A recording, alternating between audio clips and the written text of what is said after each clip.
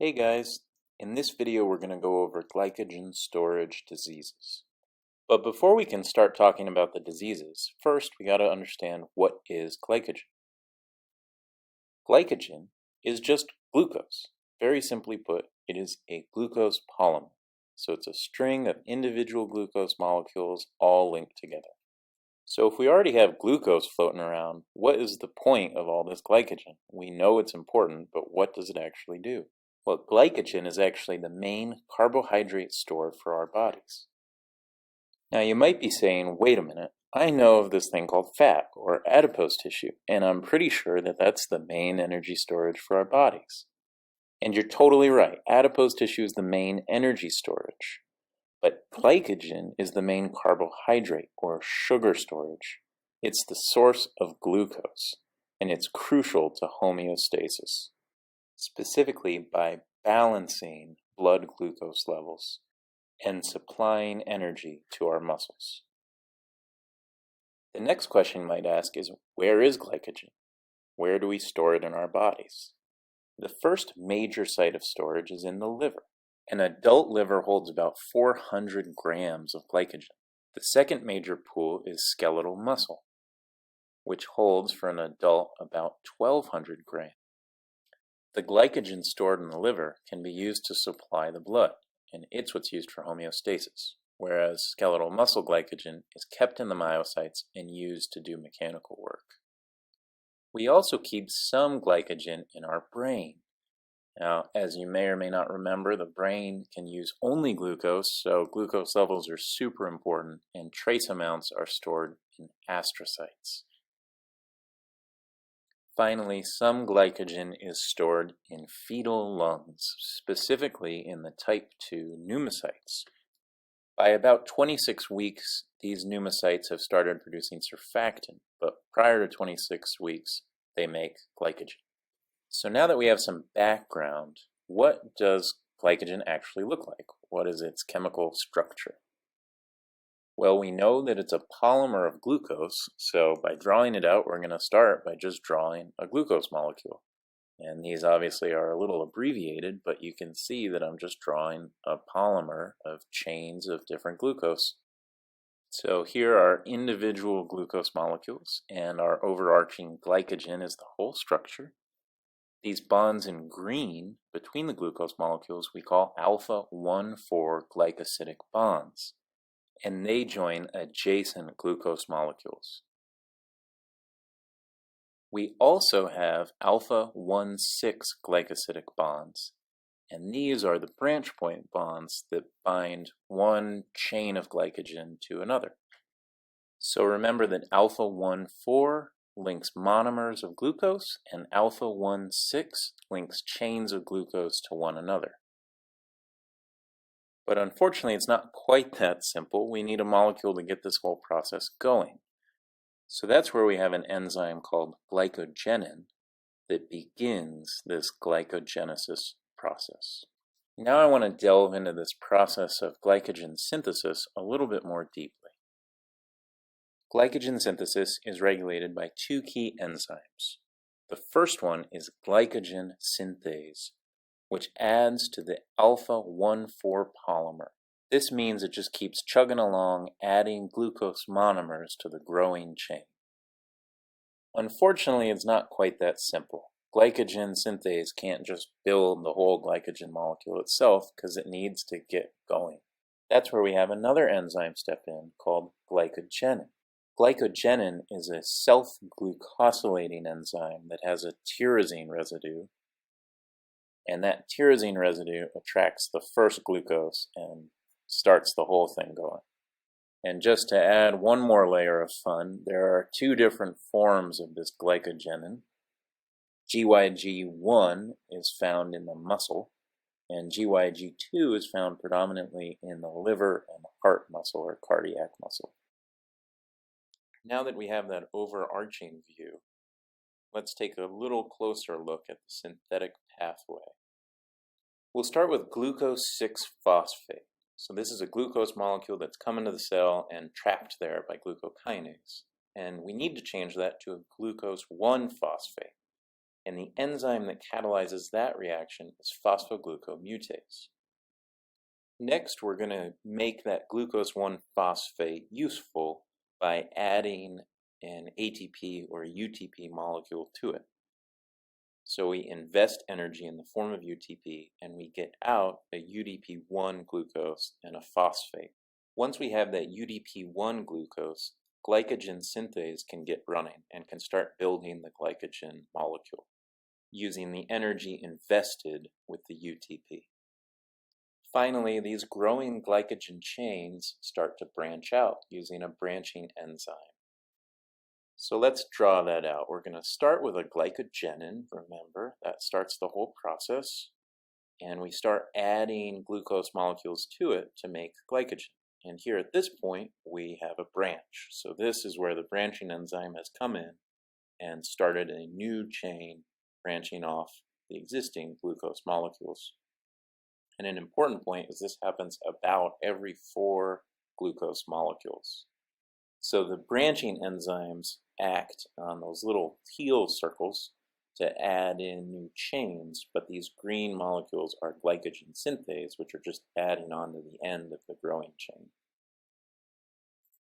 All right, so our bodies have done all this work to build glycogen. Now, how do we break it down and harvest energy out of it?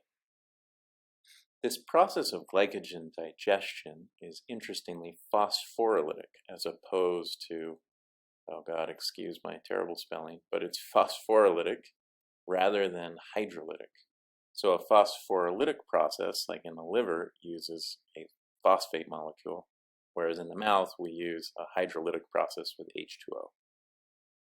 Our walkthrough of glycogen breakdown will start with glycogen phosphorylase. And it's analogous to glycogen synthase, where it can just chunk off the terminal glucose, pull it off the glycogen chain, and use that terminal glucose for energy. This is an organ-specific enzyme, so it varies on where you're doing the glycogen breakdown, and it's a critical, irreversible step. The next step is the debranching enzyme. So remember, we have these long chains, but we also have them branch. And the debranching enzyme cleaves the alpha-1,6 bonds between the different chains.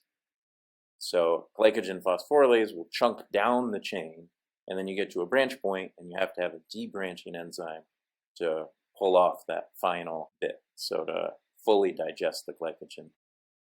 In a normal healthy adult, this glycogen has 2 main fates, and the fates correspond to our earlier discussion about storage. So the fate of glycogen in the liver is that the glucose will be broken down and exported through the endoplasmic reticulum of hepatocytes. This stands in sharp contrast to the muscle, where glycogen is broken down and kept internal within the myocytes. If you look back to the synthetic pathway, we went through this first step of transforming a glucose 6-phosphate to a glucose 1-phosphate. Now, glucose 1-phosphate can't be used by the myocytes, so we have to transform it back to glucose 6-phosphate. And we use again phosphoglucomutase, because this step in the reaction is reversible, so it can go back and forth. The important point, though, is that glucose 6-phosphate is what's used by the myocytes. All right, guys, I promise we're nearly there. But now that we have all this, how do we regulate glycogen metabolism? So we kind of know the metabolism, we've gone through it at least, but how do we regulate? So I'm going to divide this discussion into 2 pathways, the anabolic and the catabolic. So during the catabolic pathway, which is here on the left, we have an increase in the breakdown of glycogen. So we're breaking down glycogen to harvest glucose. On the right-hand side, we have the anabolic process. So we're building up more glucose, and the capital thing is that we want to decrease our breakdown of glycogen. The main catabolic agent is pKa, a molecule we should all be familiar with, and this enzyme phosphorylates things. So what are we going to phosphorylate in order to break down glycogen? Well, we're going to phosphorylate glycogen phosphorylase. It's a little hard to work through the language of it, but glycogen phosphorylase, remember, just chunks off that terminal glucose. So by dumping a phosphate onto this catabolic enzyme, we upregulate its work. Now, pKa will also phosphorylate glycogen synthase, but glycogen synthase is an anabolic enzyme. It builds glycogen, so we want to turn that down. So by phosphorylating it, we turn glycogen synthase off. On the flip side of things, the anabolic side, we don't want pKa. We have insulin, though, in high quantity, because that's the anabolic ringleader.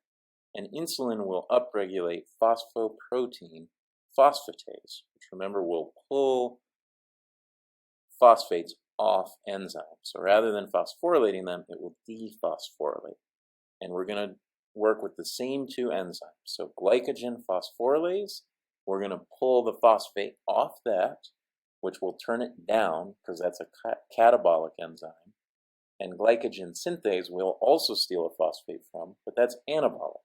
So we're going to upregulate glycogen synthase. So the key point here is kind of just a tough one. It's tough for me to get it right. I get it confused a lot, but it's just the difference between anabolic and catabolic. And phosphorylating a catabolic enzyme will turn it on, whereas dephosphorylating a catabolic enzyme will turn it off. So we associate phosphorylation with catabolic and dephosphorylation with anabolic. To put that another way, we associate catabolic phosphorylation with pKa, and we associate anabolic dephosphorylation with insulin and phosphoprotein lipase. All right, so we finally made it to the grand finale, the actual glycogen storage diseases, which was the point of this entire discussion. So what are these diseases? Well, the first one is von Gierk's disease, and mispronunciation is my thing, so don't blame me for it. Von Gierk's is a type 1 autorecessive glycogen storage disease, and it occurs when you have a bad glucose 6 phosphatase. So what does glucose 6 phosphatase do? Well, it's actually not an enzyme we've talked about to date, but it's the critical enzyme that allows you to export glucose from hepatocytes. So without glucose 6 phosphatase, you can't export glucose from the liver. So all the things that you would expect to happen, happen. You have hypoglycemia, you have lactic acidemia, and an important point is that glucagon and epinephrine is ineffective because no matter how much your body wants the liver to churn out glucose, it can't. The next disease is type 2, which I call Pompe. Remember, mispronunciation is my thing, so I don't know what it is, but Pompe helps me remember it. And it's an autorecessive disease, and it occurs when you have no alpha-1,4 glucosidase, so we can't break down glycogen. We can't break down those alpha-1,4 bonds, which, remember, join all of the adjacent individual glucose molecules. So it's a big problem if you don't have it, because you can't break it down hardly at all. And it's very bad, especially for the heart. And typically this disease results in death in the first few months of life from respiratory failure. And infant screening exists for this disease. And I like to remember it because the name is Pomp or Pompe or whatever, but obviously Pompeii, the association, is pretty bad because you have Vesuvius blow up and it destroys a Roman city. So you don't want this. You have it, you can't break down glycogen hardly at all, and you're going to die at a very young age. So now we have Pompe, type 2, we have von Gierk's, which is type 1.